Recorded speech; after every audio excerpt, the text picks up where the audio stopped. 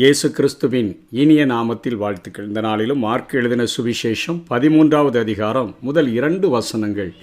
அவர் தேவாலயத்தை விட்டு புறப்படும் போது அவருடைய சீஷர்களில் ஒருவன் அவரை நோக்கி, போதகரே, இதோ இந்த கல்லுகள் எப்படிப்பட்டது, இந்த கட்டடங்கள் எப்படிப்பட்டது பாரும் என்றான். இயேசு அவனுக்கு பிரதியுத்தரமாக, இந்த பெரிய கட்டடங்களை காண்கிறாயே, ஒரு கல்லின் மேல் ஒரு கல் இராதபடிக்கு எல்லாம் இடிக்கப்பட்டு போகும் என்று சொல்லி கடைசி காலத்தில் நடக்கக்கூடிய அடையாளங்களை குறித்து இயேசு கிறிஸ்து இந்த காரியத்தை சொல்லுகிறதை பார்க்கிறோம்.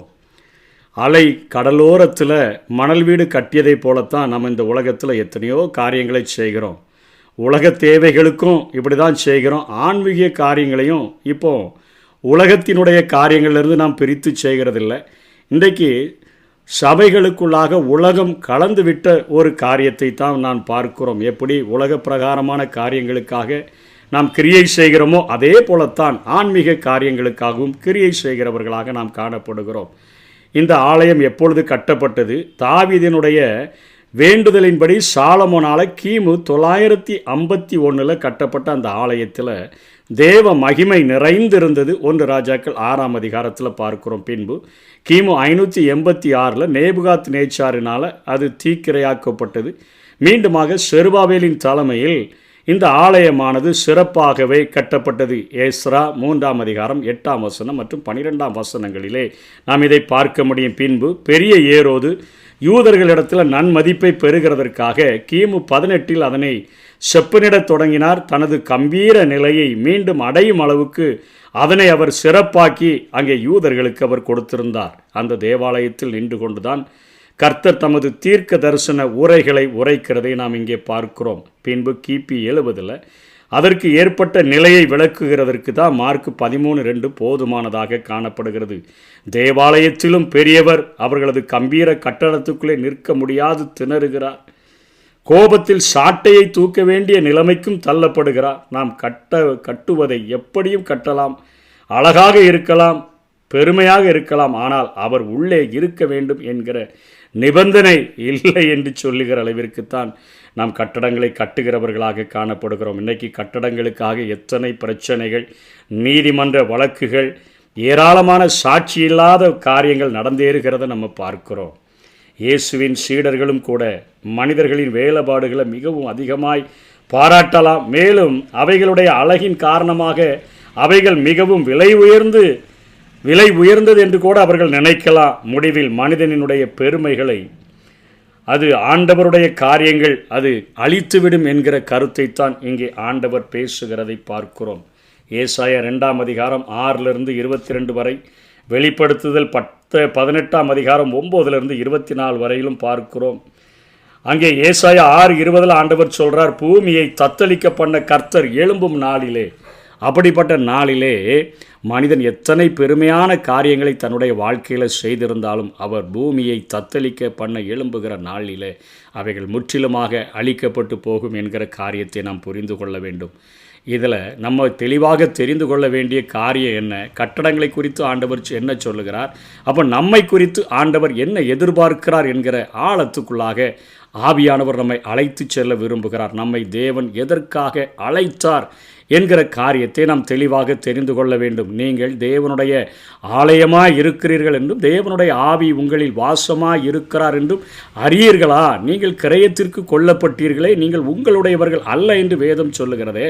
நம்மை ஆலயம் என்று ஆண்டவர் அழைக்கிறாரே, நம்மிடத்தில் ஆண்டவர் நம் நிலைத்திருப்பதற்கு, நாம் நித்திய ஜீவனை பெறுகிறதற்கு நம்மிடத்தில் ஆண்டவர் என்ன எதிர்பார்க்கிறார் என்கிற காரியங்களை மாத்திரம் பார்க்கலாம். அவரோடு கூட நிலையான ஐக்கியம் கொள்ளும்படியாக ஆண்டவர் முதல்ல நம்மை அழைத்திருக்கிறார் என்பதை தெரிந்து கொள்ள வேண்டும். 1 கொரிந்தியர் 1ஆம் அதிகாரம் 9ஆம் வசனத்தில் தம்முடைய குமாரனும் நம்முடைய கர்த்தருமாய் இருக்கிற இயேசு கிறிஸ்துவுடனே ஐக்கியமாய் இருப்பதற்கு உங்களை அழைத்த தேவன் உண்மை உள்ளவர். தம்முடைய குமாரனும் நம்முடைய கர்த்தருமாய் இருக்கிற இயேசு கிறிஸ்துவுடனே ஐக்கியமாய் இருப்பதற்கு, ஒரு நல்ல ஃப்ரெண்ட்ஷிப்பாக இருப்பதற்கு, அதிகாலை நேரத்தில் அவரோடு கூட சஞ்சரிப்பதற்கு நம்மை அழைத்த தேவன் உண்மை உள்ளவர் என்று சொல்லுகிறது. ரோமர் 11:29 தேவனுடைய கிருபை வரங்களும் அவர்களை அழைத்த அழைப்பு மாறாதவைகளே.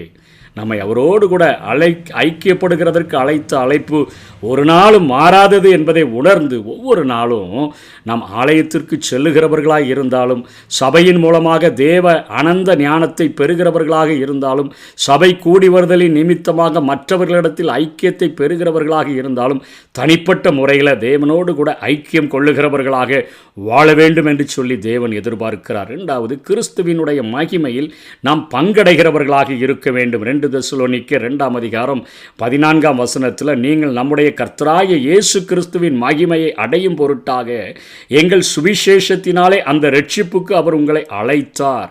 நம்முடைய கர்த்தராகிய இயேசு கிறிஸ்துவின் மகிமையை அடையும் பொருட்டாக நாம் எல்லாரும் திறந்த முகமாய் கர்த்தருடைய மகிமையை கண்ணாடியில் காண்கிறது போல கண்டு ஆவியாயிருக்கிற அந்த சாயலாகத்தானே மகிமையின் மேல் மகிமை அடைகிறோம். ஒவ்வொரு நாளும் அவரோடு கூட ஐக்கியம் கொள்ளும் பொழுது அவருடைய மகிமை நம்மை நிரப்பக்கூடியதாக இருக்கிறது. எப்படி சீனாய் மலையில் மோசே ஆண்டவரோடு கூட 40 நாள் சஞ்சரித்து வந்த பொழுது அவனுடைய முகத்தை ஜனங்கள் பார்க்க முடியாதபடியினாலே மோசே தன்னுடைய முகத்தை மூட வேண்டியதாயிற்று. ஒவ்வொரு நாளும் அவரோடு கூட ஐக்கியம் கொள்ளும் பொழுது அவருடைய மகிமையினால் நிரப்பப்படுகிறோம், மகிமையின் மேல் மகிமை அடைகிறோம் என்கிற காரியத்திற்காக ஆண்டவர் நம்மை அழைத்திருக்கிறார். தேவனுடைய திட்டத்தின்படி நம்முடைய செயல்களை நிகழ்த்த வேண்டும் என்றும் ஆண்டவர் நம்மை அழைத்திருக்கிறார். எபேசியர் 2:10 ஏனெனில் நற்கிரியைகளை செய்கிறதற்கு நாம் கிறிஸ்து இயேசுவுக்குள் சிருஷ்டிக்கப்பட்டு தேவனுடைய செய்கைகளாய் இருக்கிறோம். அவைகளில் நாம் நடக்கும்படி அவர் முன்னதாகவே அவைகளை ஆயத்தம் பண்ணி இருக்கிறார். தேவ திட்டப்படி நம்முடைய செயல்கள், அதாவது நற்கிரியைகளை செய்கிறதற்குத்தான் கிறிஸ்து இயேசுவுக்குள் சிருஷ்டிக்கப்பட்டிருக்கிறோம். நம்மை பார்த்து ஒவ்வொருவரும் சாட்சி சொல்ல வேண்டும், அவர் நற்கிரியைகளை செய்கிறவர்.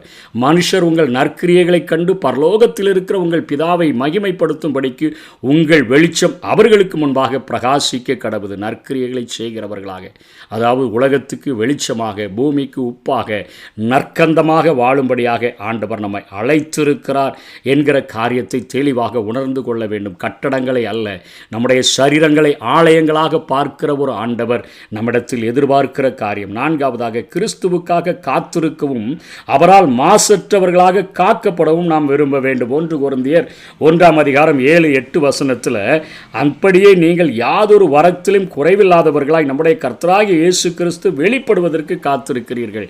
ஒவ்வொரு நாளும் அவருடைய வருகையை எதிர்நோக்கி இருக்கிறவர்களாக நாம் காத்திருக்க வேண்டும். நம்ம ஒவ்வொரு நாளும் ஆண்டவராகிய இயேசு இன்னைக்கு வந்துட்டார்னா மத்திய ஆகாயத்தில் அவரோடு கூட எடுத்துக்கொள்ளப்படுவேனே என்கிற ஒரு உணர்வோடு கூட ஒவ்வொரு நிமிடமும் கூட அவருடைய வருகையை எதிர்பார்க்கிறவர்களாக காணப்பட வேண்டும். கர்த்தராகிய இயேசு கிறிஸ்து வெளிப்படுகிறதற்கு காத்திருக்க வேண்டும். நம்முடைய கர்த்தராகிய இயேசு கிறிஸ்துவின் நாளிலே நீங்கள் குற்றம் சாட்டப்படாதவர்களாய் இருக்கும்படி முடிவு பரியந்தம் அவர் உங்களை ஸ்திரப்படுத்துவார். மாசற்றவர்களாய் நம்மை அவரே காக்கக்கூடியவராக இருக்கிறார்.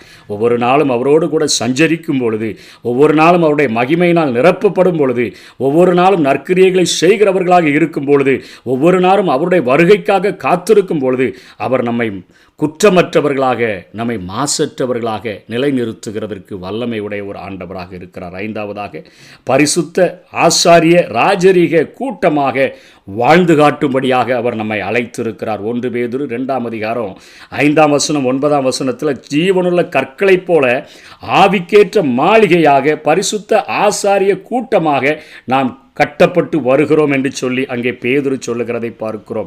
ஜீவனுள்ள கற்களைப் போல ஆவிக்கேற்ற மாளிகை பரிசுத்த ஆசாரிய கூட்டம் என்று சொல்லுகிறார். அந்தகார இருளில் நின்று நம்மை ஆச்சரியமான ஒளி நடத்திற்கு வரவழைத்தவருடைய புண்ணியங்களை அறிவிக்கும்படிக்கு தெரிந்து கொள்ளப்பட்ட சந்ததியாக, ராஜரீக ஆசாரிய கூட்டமாக, பரிசுத்த ஜாதியாக, அவருக்கு சொந்த ஜனமாக நாம் இருக்கிறோம். பரிசுத்த ராஜரீக ஆசாரிய கூட்டமாக, மற்றவர்களுக்காக வேண்டுதல் செய்கிறவர்களாக, வாழக்கூடியவர்களாக நாம் இருக்க வேண்டும் என்கிற காரியத்திற்காக ஆண்டவர் நம்மை அழைத்திருக்கிறார். பாடுகளை பொறுமையாக சகித்து பிரதிபலன்களை சம்பாதிக்கும்படியாக நம்மை அழைத்திருக்கிறார். பாடுகளை பொறுமையாய் சகிக்க வேண்டும். 1 பேதுரு 2:19-21 வரையிலும் பார்க்கிறோம். ஏனெனில் தேவன் மேல் பற்றுதலாயிருக்கிற மனசாட்சி நிமித்தம் ஒருவன் அநியாயமாய் பாடுபட்டு உபத்திரவங்களை பொறுமையாய் சகித்தால் அதுவே பிரீதியாயிருக்கும். நீங்கள் நன்மை செய்து பாடுபடும் போது பொறுமையோடு சகித்தால் அதுவே தேவனுக்கு முன்பாக பிரீதியாயிருக்கும். இதற்காக நீங்கள் அழைக்கப்பட்டும் இருக்கிறீர்கள். ஏனெனில் கிறிஸ்துவும் உங்களுக்காக பாடுபட்டு நீங்கள் தம்முடைய அடிச்சுவடுகளை தொடர்ந்து வரும்படி உங்களுக்கு மாதிரியை பின்வைத்து போனார். பாடுகளை பொறுமையாய் சகித்தோம் என்று சொன்னால் அவரோடு கூட ஆளுகை செய்கிறவர்களாக நாம் காணப்படுவோம். அது நிமித்தமாக அநேக பிரதிபலன்களை நாம் பெற்றுக்கொள்ள முடியும். அதனைத் தொடர்ந்து 7ஆவதாக, அழைக்கப்பட்ட சூழலின் அடிப்படையில் எந்த நிலைமையில் அழைக்கப்பட்டிருக்கிறோமோ அந்த நிலைமையின் அடிப்படையில் அவருடைய சித்தத்தை நிறைவேற்றுகிறவர்களாக காணப்பட வேண்டும். 1 கொரிந்தியர் 7ஆம் அதிகாரம் 15 24 வரையிலும் பார்க்கும் பொழுது 20ஆம் வசனத்தில் அவனவன் தான் அழைக்கப்பட்ட நிலைமையிலே நிலைத்திருக்க கடவன். 23ஆம் வசனம், நீங்கள் கிரயத்திற்கு கொல்லப்பட்டீர்கள், மனுஷனுக்கு அடிமைகளாகாதிருங்கள்.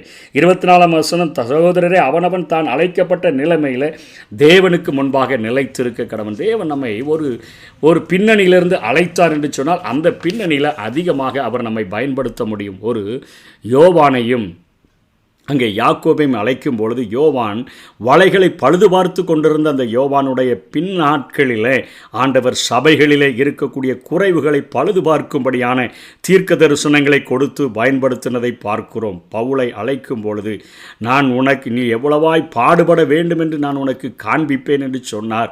புறஜாதிகளுக்கு அவனை சாட்சியாக ஏற்படுத்தின ஆண்டவர் அந்த ஊழியத்தில் அவரை அத்தனையாய் பயன்படுத்தினதை பார்க்கிறோம். நம்ம எந்த நோக்கத்தில் எந்த நிலைமையில் அழைத்தார் அந்த அழைப்பில் நிலைத்திருக்கும்படியாக ஆண்டவர் நம்மை எதிர்பார்க்கிறவராக இருக்கிறார். கடைசியாக தெய்வீக சித்தப்படியான லட்சியங்களை கிறிஸ்துவின் மாதிரிகளாக வாழ்ந்து அவைகளை அடையும்படியாக லட்சியங்களை, தேவ சித்தத்தின் லட்சியங்களை கிறிஸ்துவின் மாதிரிகளாக வாழ்ந்து நாம் அதை பெற்றுக்கொள்ள முடியும். பிலிப்பியர் 3ஆம் அதிகாரம் 12ஆம் வசனம் 4ஆம் அதிகாரம் 1ஆம் வசனத்தில் பார்த்தேன்னு சொன்னால் பவுல் சொல்கிறார், இயேசு கிறிஸ்துவினால் நான் எதற்காக பிடிக்கப்பட்டேனோ அதை நான் பிடித்து கொள்ளும்படி ஆசையாய் தொடர்கிறேன். பின்னானவைகளை மறந்து முன்னானவைகளை நாடி கிறிஸ்து இயேசுவுக்குள் தேவன் அழைத்த பரம அழைப்பின் பந்தய பொருளுக்காக இலக்கை நோக்கி தொடர்கிறேன் என்று சொல்லுகிறார். ஆகையால் நம்மில் தேறினவர்கள் யாவரும் இந்த சிந்தையாய் இருக்க கடவோம் என்று சொல்லுகிறதை பார்க்கிறோம். 16ஆம் வசனத்தின் பின்பகுதியில் அது முதல் ஒரே ஒழுங்காய் நடந்து கொண்டு ஒரே சிந்தையாய் இருக்க வேண்டும் என்று வேதம் சொல்கிறது. நம்முடைய குடியிருப்போ பரலோகத்தில் இருக்கிறது என்று சொல்லி அதற்காக அந்த இரட்சகர் வருகிறதற்காக நாங்கள் எதிர்பார்த்து காத்து கொண்டிருக்கிறோம் என்று சொல்லியும் அற்பமான சரீரம் மறுரூபமாக்கப்பட்ட சரீரமாக மாற்றப்படும் என்கிற ஒரு எதிர்பார்ப்போடு கூட தெய்வீக சித்தப்படியான லட்சியங்கள் என் வாழ்வில் நிறைவேறுகிறதற்கு கிறிஸ்துவின் மாதிரியாக வாழுவேன்.